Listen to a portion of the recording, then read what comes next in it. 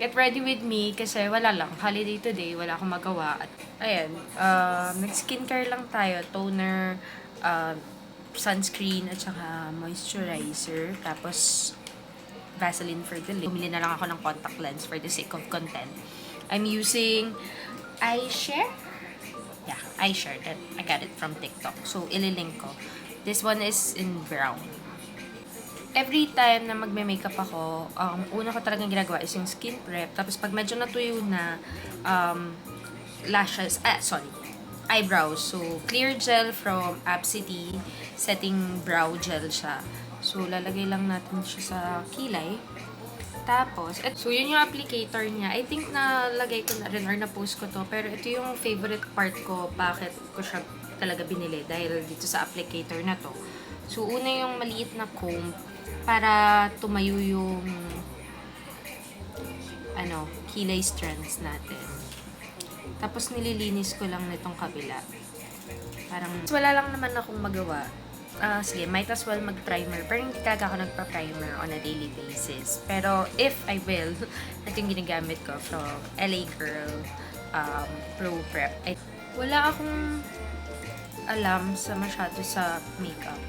Pero, yun, may mga napapanood nga ako sa TikTok na sabi sa lang naman, sa mga areas lang naman na oily ka. Since nag-experiment na lang ako dito, today din, mag-color corrector tayo. This one I'm using from Strokes.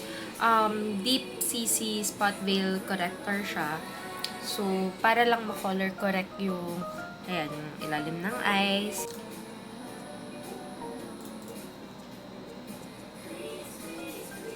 After 48 years, hindi ko pa rin siya tapos i-blend. Pero, parang kita naman yung difference ng may color corrector sa wala.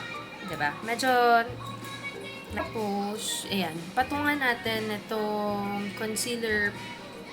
Actually, foundation concealer siya from Clinique. Alam nyo, binigay lang to ng office mate ko sa akin. Kinuha ko lang kasi Clinique siya. Ayan yung difference. Ito yung merong color corrector, tapos concealer. Ito yung wala. So, I think meron namang difference para hindi daw nagkikakey or, alam mo yan, parang lapat na lapat yung makeup. Parang every step, kahit mist yung gagamitin ko. This is from, Squad. Next is yung, ayoko mag-foundation kasi again, wala naman talaga akong pupuntahan at gusto ko lang gumawa ng content. So, ito lang yung daily use ko. Pag pumapasok or umaalis ako, I use this Colorette First Base Skin Tint. So, bakit dalawa? Kasi pinaghahalo ko yung Puerto and La Union. So, ganito yung difference niya. So, isa talaga siyang medyo brown. Tapos yung isa, I wouldn't say white. Pero yon yung close to skin tone talaga siya for me. Saan na ba yung brush? Itong brush na to. Again, Happy Skin Merch Maroquette brush.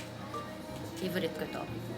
So, ayan. As in literal, hinakalo ko lang. Though medyo maraming nasasayang na product. Tapos, uunahin ko tong ilalim. Tapos, tsaka ako na lang. Ayan. Apply lang muna dito. So, half talaga. And sobrang zoom niya. Ito yung meron. Ito yung other face. So, yan na yung full face coverage ng First Base sa mukha ko. Ayan. So, after ko ilagay yung First Base, ganyan.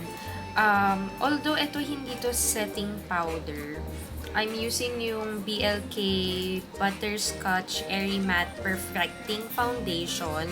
Foundation siya technically na powder, pero ginagamit ko siya para parang maset yung makeup. So, sa blush, gagamitin ko tong gift ng friend ko. This is from Vice Cosmetic Blush Duet Aura Collection in Enchanted. So, half powder blush siya. Ganda ng lalagyanan. May ganito pa. Pero mawawala din natin ito eventually. So, may powder siya, tapos may cream blush siya. Ang siya. Diretso ko na lang ha, kasi sayang. Ayan. Dito na lang natin siya ilalagay muna. Okay. Pag wala sa camera, masyadong may ilaw ata. Ang dami na pala niya. So, aayusin ko lang kasi ang dami pala niya. Tinatry ko ulit yung ilaw ko dito. Kasi parang sa camera, hindi ko masyadong nakikitang may blush na siya. Pero sa mirror, pakak na siya. Ito yung perfect na eyebrow pencil for me right now. This is from Bia. Parang 39-69 pesos. Ililink ko na lang ulit. Ito ang pinakamatagal siguro sa buong makeup routine ko. Kasi gusto ko yung pagkaka-drawing niya is very precise lang. Precise. Maninipis lang. As in, hair-like strand siya. Mag-vlog tayo. Gumamit tayo ng totoong spoolie. This is my super cute spoolie PT21. Para lang medyo mag-light yung mga spot na medyo na-darken ko ng pagkaka-pencil. Ayan. So, yan yung final touch niya. Ito yung meron, ito yung wala. Yan yung finished product ng kilay natin. I've tried nga masyado yung lips natin kasi nagagamot ako. Gagamit na lang ako ng Juice Tint from Sunny's ulit. May face ako in life na 2017, 2018, hanggang 2019 ata na super na-addict ako sa Sunny's face na yung mga OG packaging ng mga lipstick nila parang kinumplet parehas yung gantong shade at saka yung acrylic pa. Last na lang na step is ayan, Get Ready With Me Life Proof na setting spray in matte. Kung madami man, hamon na. Tapos patuyuin na lang natin siya. Paano ba itong ano na to?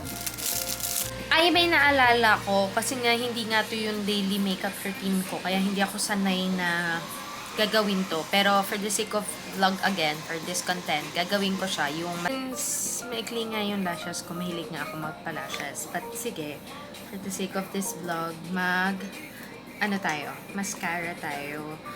For today, we'll be using this Lash Booster Lengthening and Lifting Mascara. Kasi yun nga yung problema natin, diba? So, parehas ko na silang kinurl lash. Ito yung brush niya. Meron pang natitira actually isang perasong strand ng fake lashes. Talagang hindi ako natatapos. May pa-final step tayo. Get Ready With Me again na Master Gel Liner Duo. Hindi pala masyado nagpa-focus, sorry. Pero magti-3 tayo. Kasi gusto ko lang yung ilalim.